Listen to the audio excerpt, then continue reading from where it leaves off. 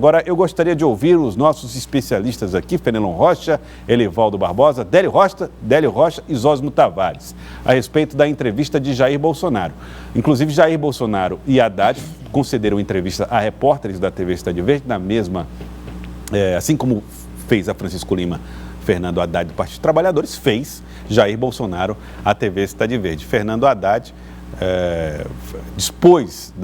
teve à sua disposição a equipe de reportagens também da TV Cidade Verde para conceder entrevistas. Francisco Lima teve todas as dificuldades lá para conseguir a entrevista, assim como nós tivemos também com o Jair Bolsonaro, e o Fernando Haddad fez uso do tempo que lhe convinha fazer, que achou melhor fazer, de acordo com as estratégias, assim como fez também Jair Bolsonaro, os dois, cada um com a sua estratégia definida. Agora, Elivaldo Barbosa, o que você destaca da entrevista concedida por Jair Bolsonaro, especialmente dirigida aos piauienses, aos telespectadores da Cidade Verde? Primeiro, parabéns, Joelson, pelo trabalho, belíssimo trabalho, a TV Cidade Verde pela forma inédita, pela forma exclusiva como tem tratado a eleição presidencial no segundo turno e focado aqui para o estado do Piauí.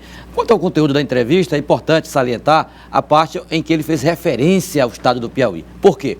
Jair Bolsonaro, Joelson e telespectadores, é o candidato favorito para vencer a eleição, dizem as pesquisas, é o que se comenta aí, todo o canto que se anda, é exatamente essa tendência hoje, cada vez mais real de eleição de Jair Bolsonaro. E nessa condição, qual será a relação de o presidente, o eventual governo Jair Bolsonaro com o estado do Piauí, uma vez que será a primeira vez em que o governador Wellington Dias conviveria de forma assim mais direta, iniciando um governo com um adversário no Palácio do Planalto. E aí ouvimos, acima de tudo, um compromisso.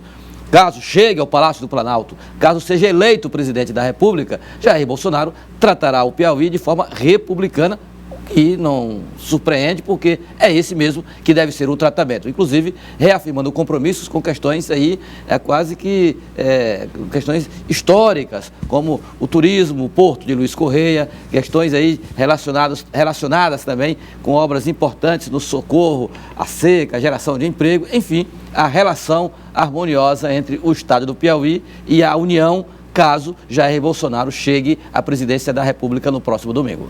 Bom, Fenelon Rocha, o candidato Jair Bolsonaro não demonstra grandes e profundos conhecimentos da realidade do estado do Piauí. Isso ficou evidente na entrevista, mas assume alguns compromissos, Fenelon Rocha, o suficiente para despertar a confiança do eleitor do estado?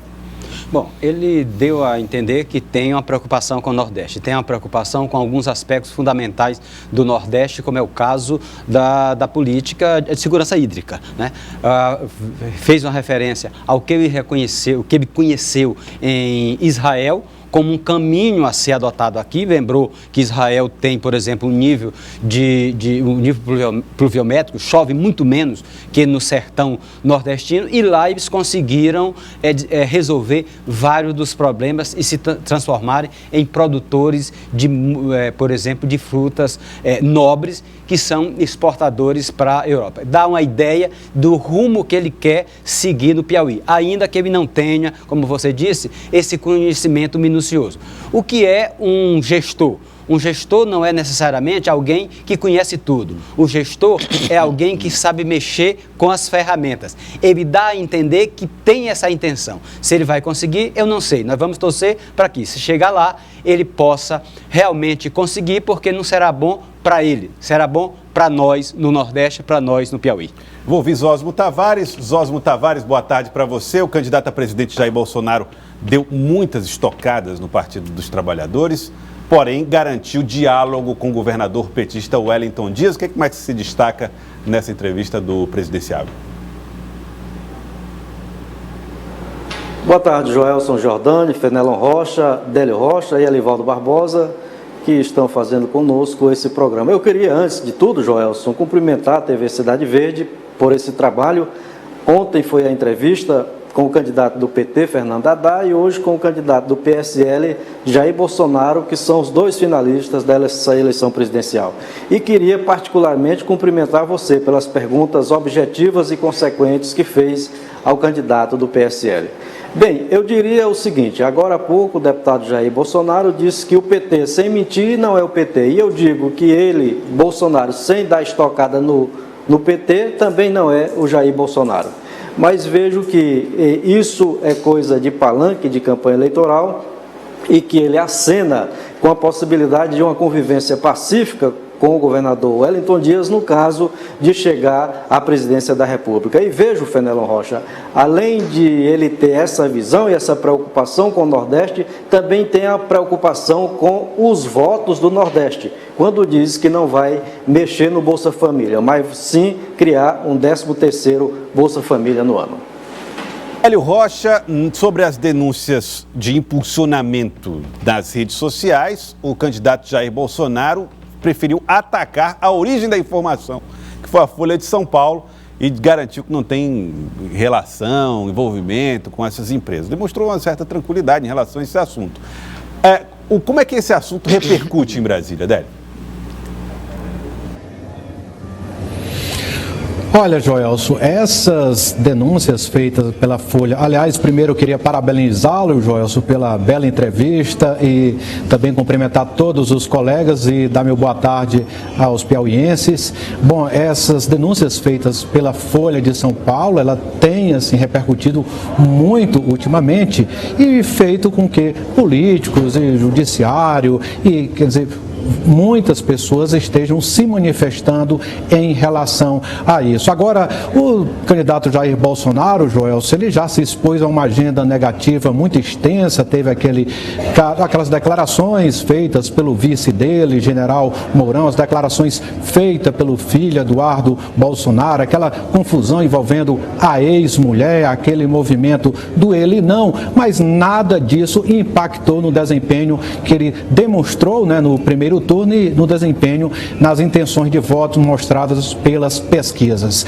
Agora, Joelson, essa entrevista que você fez com o candidato do PSL mostra que Bolsonaro está muito mais contido nas entrevistas, ele tem pensado muito antes de falar, mas mesmo assim deu para perceber que ele começa a entrevista de uma forma muito mais serena e o tempo vai passando e ele começa já a se exaltar um pouco mais, e eu observei umas partes aí da fala dele, quando ele disse que fala do Bolsa Família, ele fala como um candidato mesmo, Joel. Ele já chegou no passado a criticar o Bolsa Família, mas agora ele adota um discurso diferente. Quando ele também se refere ao governador Wellington Dias, que é do PT, e ao governador Flávio Dino, do PCdoB, ele também se dirige de uma forma muito polida, muito republicana, mas na semana passada o presidente do partido dele chegou a dizer que não há negociação, ele fazia referência à Câmara Federal, que aqui não iria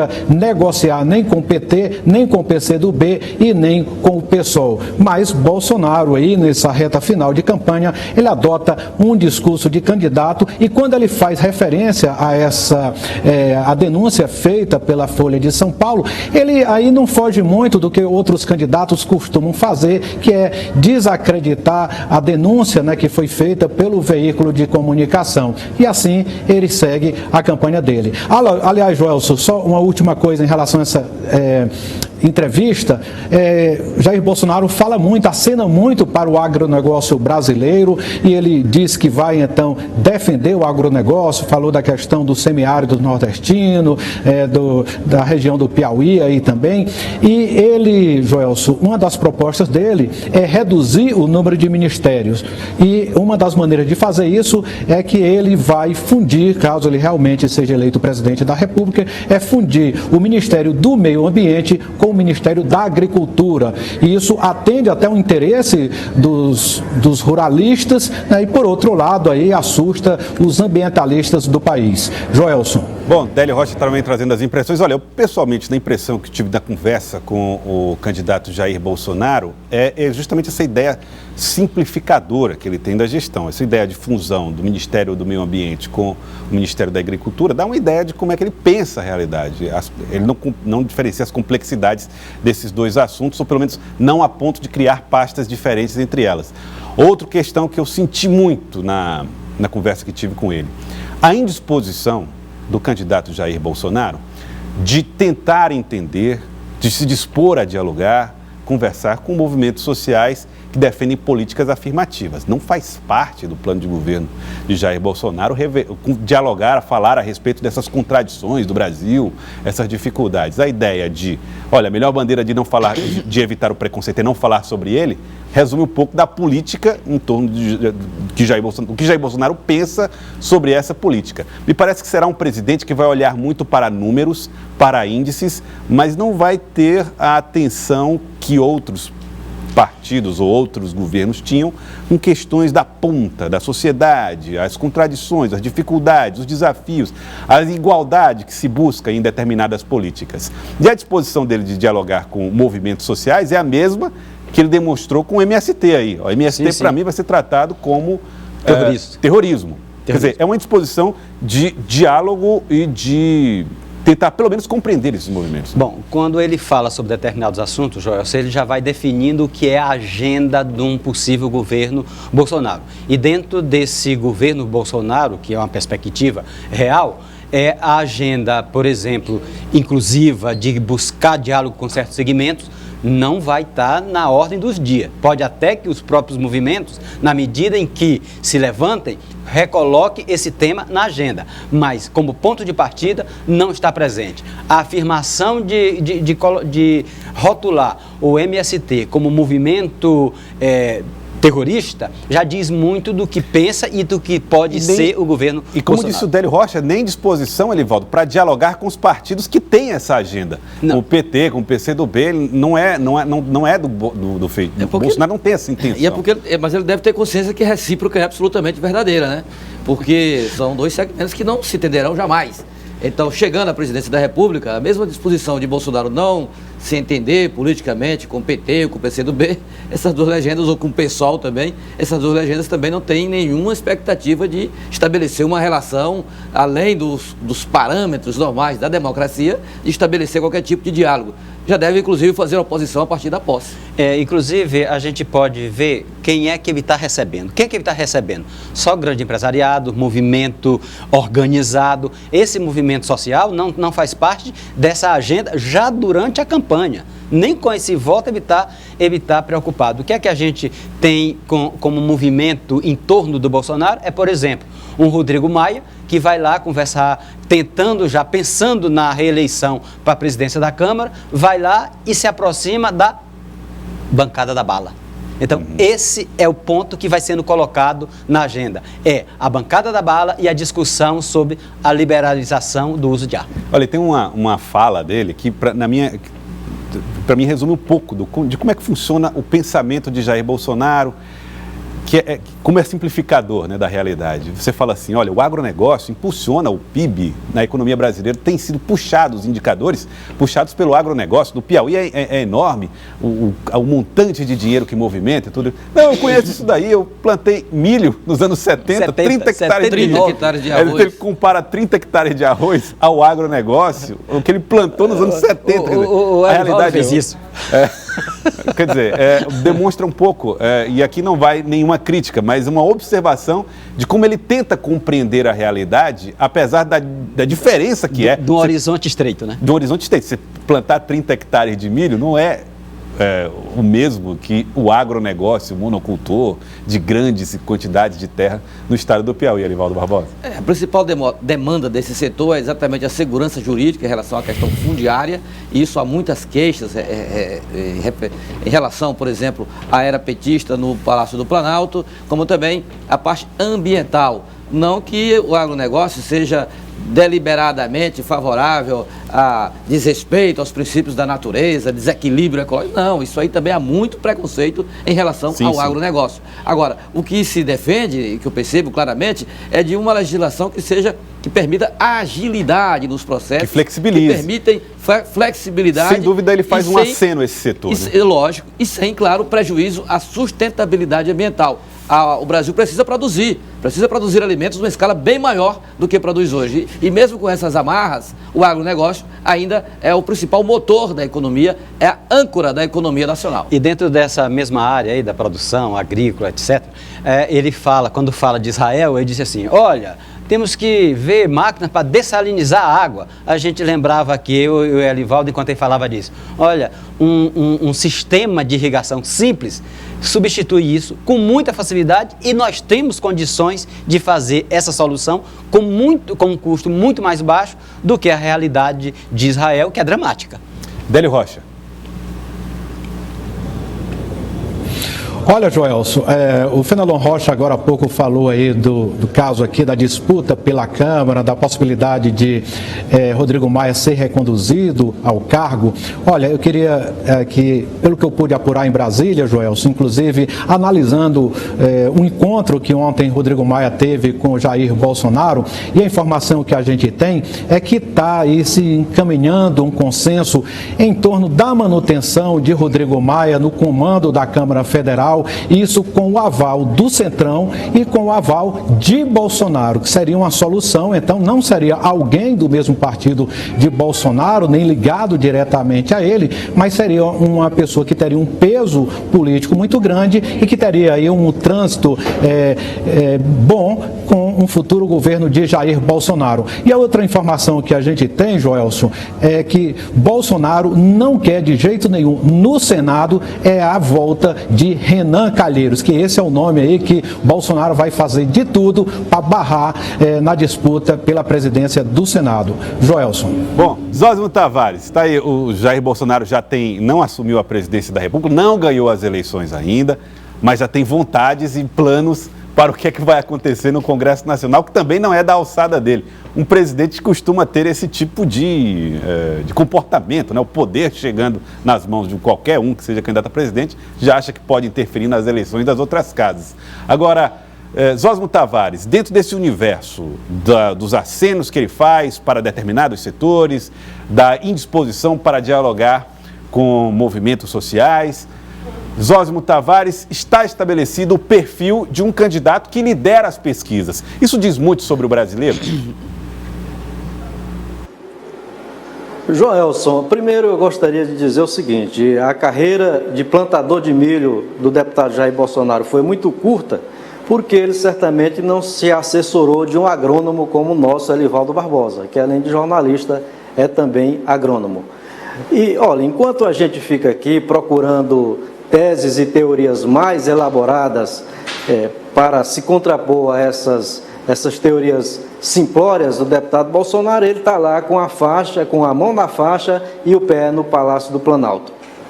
Por que é que ele chegou lá? Porque ele se contrapôs a esse estado de coisas que está aí, do MST, dos movimentos sociais. Esses movimentos fizeram a opção deles, estão votando todos no candidato do PT. Então ele fez a opção dele.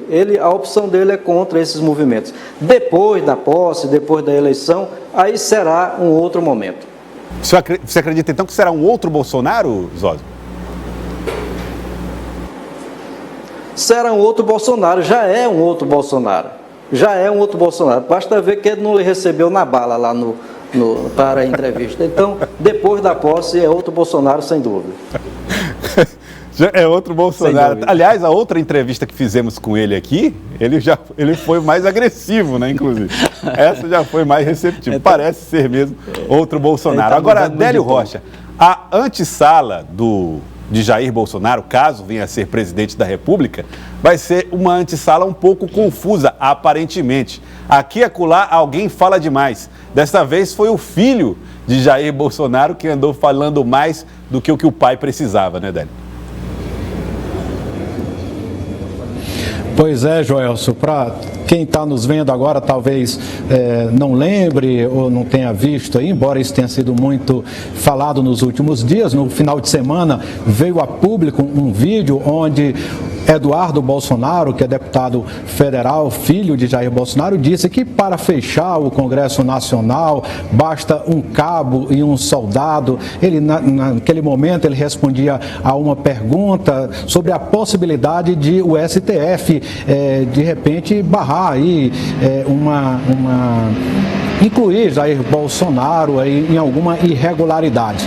Só que essa declaração de Eduardo Bolsonaro pegou muito mal, claro, porque isso não deixa de manifestar um desrespeito às instituições brasileiras. Vários ministros do STF se manifestaram sobre o assunto e ontem foi a vez do próprio presidente do Supremo, Dias Toffoli, lembrar Eduardo Bolsonaro de que o Supremo é uma instituição centenária e que é essencial ao Estado democrático de direito. Ele disse, Joelson, que numa democracia, não existe uma democracia sem um judiciário autônomo e independente. E, além disso, Dias Toffoli pediu que avisou que todas as autoridades do país precisam respeitar nossas instituições que são sólidas. Outros ministros, como Marco Aurélio Mello, chegou a dizer que essas declarações de Eduardo Bolsonaro mostram o desrespeito que o parlamentar tem com relação às nossas instituições.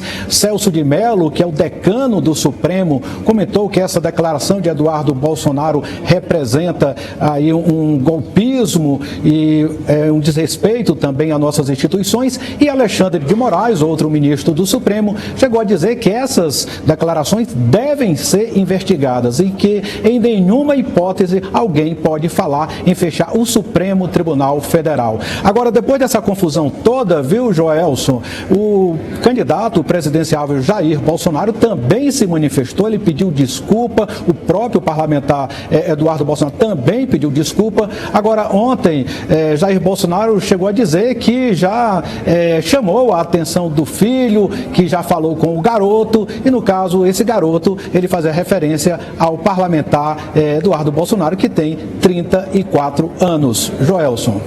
Já não é garoto, né? E se reduzir a maioridade penal como ele está propondo, aí é que não vai ser garoto mesmo. Agora, é quase ancião. Quase ancião. Agora, Fenelon Rocha, o PT, depois desse episódio de Eduardo Bolsonaro, criou um ânimo novo. Você até destacou no blog da cidadeverde.com. É verdade. O PT estava quase jogando a toalha, né? As pesquisas mostrando uma situação que realmente não é confortável para o candidato do partido. Quando vem essa vamos dizer assim, lambança do Eduardo Bolsonaro, filho de Bolsonaro, que, como lembrou dele, tem 34 anos, recebeu a maior votação de um deputado federal na história do país. 1.800.000 votos. Vai para um novo mandato, então está sendo reeleito. Ele diz uma tolice dessa, óbvio, que gerou uma repercussão muito grande. A própria Marina Silva declarou o apoio, ainda que seja um apoio crítico, né? O apoio a Bolsonaro. Fernando Henrique deu indicações de profunda crítica à manifestação de Eduardo Bolsonaro, e tudo isso deu um novo ânimo ao PT. Um PT que já estava quase jogando a toalha, resolveu apostar nessa oportunidade dada por Eduardo Bolsonaro. Se isso vai se refletir em um novo cenário, a gente vai saber nesses próximos dias, e acho que amanhã a gente tem a primeira pesquisa, a pesquisa Datafolha, que já traz o sentimento do eleitor após esse episódio. É difícil mudar o cenário? É, porque a vantagem era muito grande, mas nunca se pode duvidar de uma campanha eleitoral. Você aposta em mudança de cenário depois desse episódio, Zósimo Tavares? Joelson, nenhuma pessoa em sã consciência pode concordar com esse besterol que disse o deputado filho do Jair Bolsonaro. Nenhuma pessoa em sã consciência pode concordar com isso. Mas nenhuma pessoa também em sã consciência pode desconsiderar que estão fazendo tempestade em copo d'água. Essa declaração boba dele, respondendo uma pergunta boba também, foi feita há 4 meses. Não houve repercussão nenhuma. O PT, se afogando aí no mar revolto das urnas, se agarra nessa história aí como se fosse uma tábua de salvação. Não acredito que isso vá render voto para o PT, não acredito mais que tenha implicância nenhuma. Inclusive, essa reação surpreendente, corajosa das instituições, lá do Supremo, por exemplo, é um negócio assim meio esquisito. Há 1 mês e pouco, o ex-ministro Zé Disseu disse que ninguém podia se submeter às decisões do Supremo, e ninguém deu um pio lá dentro do Supremo. Agora, com uma besteira dessa daí, todo mundo querendo fazer circo. Mas eu acho que estão malhando em ferro frio. Obrigado, Zósimo Tavares. Queria agradecer a vocês, Zósimo Tavares, Délio Rocha, Fenelon Rocha. Obrigado pela participação. Elivaldo Barbosa continua conosco.